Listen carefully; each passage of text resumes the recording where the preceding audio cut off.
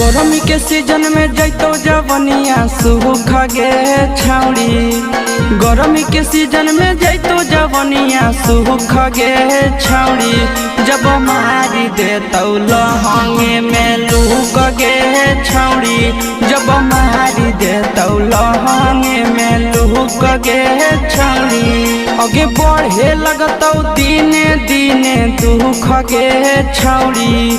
आगे बढ़े लगतौ दिने दिने दुख गे छौड़ी। जब मारी देतौ लहंगे में लूक गे छौड़ी। जब मारी देतौ लहंगे में लूक गे छौड़ी।